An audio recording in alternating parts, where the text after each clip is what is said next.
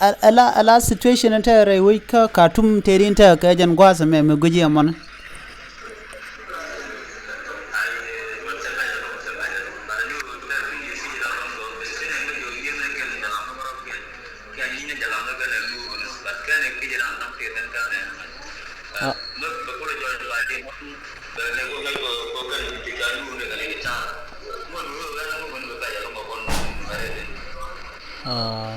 ata tiere hotel kamuj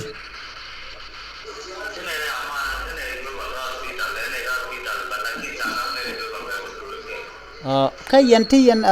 go ala go tegen tegen ka jan barak de ne la kam de tegen ga jata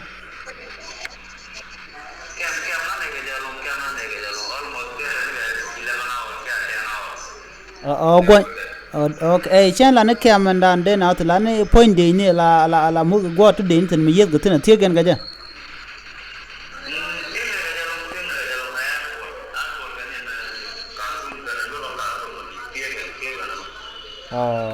kama jata mashika bet ka jan gwasa wal ngoda dwai ka ga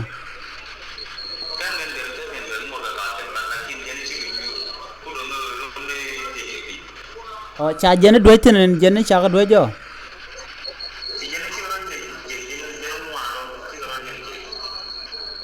jene dangwan kana god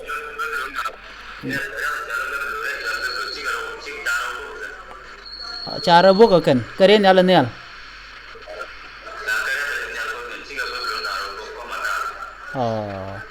ka anta ala godin tan ta la mich ta la maji chubtin ka ye gwa tin tan ta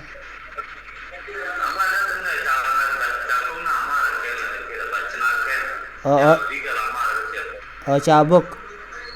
tele ne di sajaj cái sao mà go qua goro de kule sheko alan go la roi kono goro be ko upload ke YouTube ko dong de jow lenga na ko tama cha got kun cha ga jek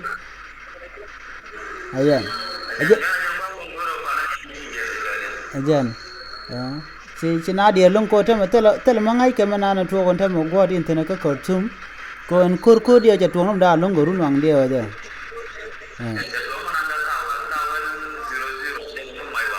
tawal 00 alo chipin boy china gollan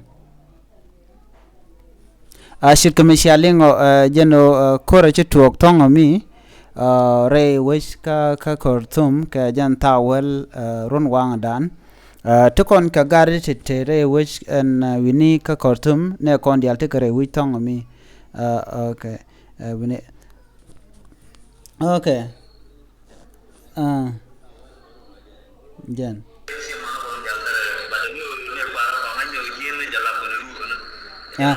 okay ala ko don kai ne na la roje chine lingwaza me kimen chine kwena wa ye ne de ne rapid force ala ke de ne president kene de ne general kan yen tona again wa take rapid force mutatin kene de ne tim control de ne Sudan army wa kan ye tona re wa kan kam ne dialati la kam tin content re wika ala kam ne din re wika Khartoum kan cha dwan ma janu gon ken dial again aje ling ne je nyok man gwine lo tool te tin long ko ling ne tool gwine tool ka video ne ko ne cha la online ala tool re wik la kana hamar din content cha tin cha let cha boke god na nyin natin ajen kwa la go lan ne din gwine garar ke jalam ni tele junubin ti chine ke nerar te tin ngaz ma dio jeno dio tena dole shi kuma chilaro shi ati en godo konan chiara toten dong der kule la jali yo diari gono so meken mitela go reng muji to ye di ne kono ko kien tong mi den gamen ti ke tate ke mona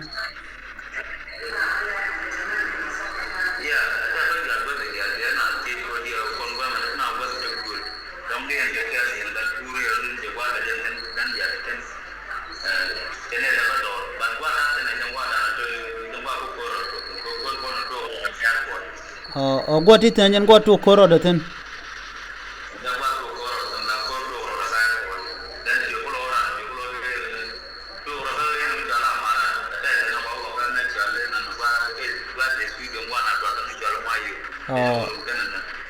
la koto ka marat yo kula woni am oh oh gwa gore je bie mite ga gwa mitel jom yo ko tama la jow du chen ling long du no kwa ka ling dong ne de dong de jor ling yo ko dong de information na le ro de ko ling dong ci kana biling long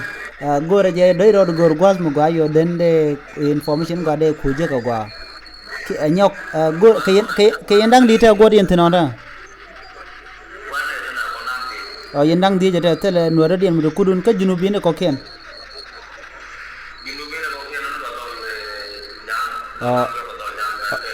o ka tin boga yekel ka gwa te lo ngo je no ka rudun ko an kor kwai ka gwa da ba to ko je chigamen shala dong wo de we ka mu we niam chang jo dong me ku dong gor no ba kwer ke ba ken ki ngo to ko ngo da kana ngat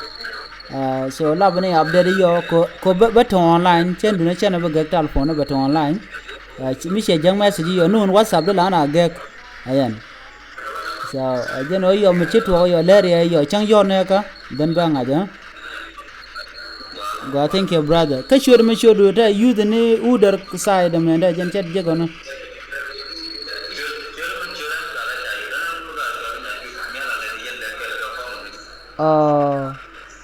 okay okay ko gwa chayut chayun nga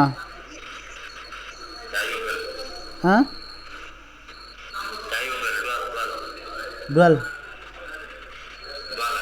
dual okay chayo dual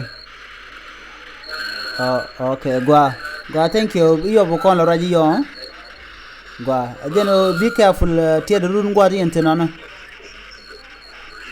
gwa bye bye